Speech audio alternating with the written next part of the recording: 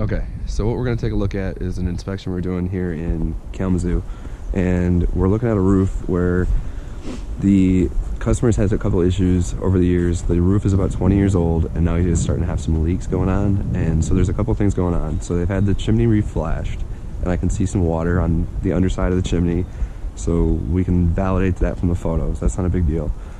The soffits and the airflow for this roof are great. It's got really good intake. So it has got a good amount of air coming up into there. The attic cavity is in great shape. I got the thermal camera out. It's probably 35 degrees, 40 degrees in the attic. I mean, it's in really nice shape. The insulation is decent. It definitely could have some insulation added. Here's what we're starting to run into. So these gutter covers are holding the ice and the snow, and it's causing a lot of ice damming to happen. So you can see the damming that's already going on here. Trying to break that up. See now what's holding that. So obviously you can see the impression from the gutter cover. So that screen is creating this ice damming.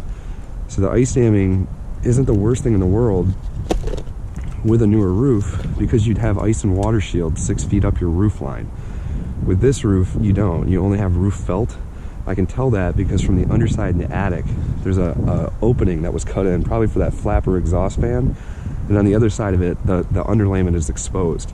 So even though I can't get to the edge right now because of the ice and everything, I still know what the substrate underneath these shingles are. So what that tells me is, as this snow is backing up, and especially on this back corner, the sun's gonna get blocked out a little bit from the trees. It's on the north side of the house. It's got some moss and everything on it. The snow is either creeping its way from the underside up underneath the shingle, or it's working in between some of the courses. But I'm assuming it's at the transition. It certainly looks like that. It's the low point of the roof line where the water's coming in.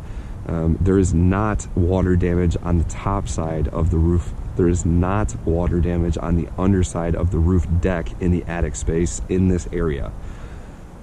What that would mean is, without there being a penetration, or without being able to identify streaking taking place running down the rafters, it has got to be an ice dam issue. And with the ice dams that we're seeing on here, and with the snow backed up the way that it is, without there being ice and water shield installed, there is no other option for water to be able to enter this cavity, with it obviously not being able to come down from the top through a penetration or running down a rafter. So if we eliminate either the gutter covers or as well as install the ice and water shield, we'll eliminate this issue. Otherwise it will continue, and there's unfortunately not going to be a way to stop it.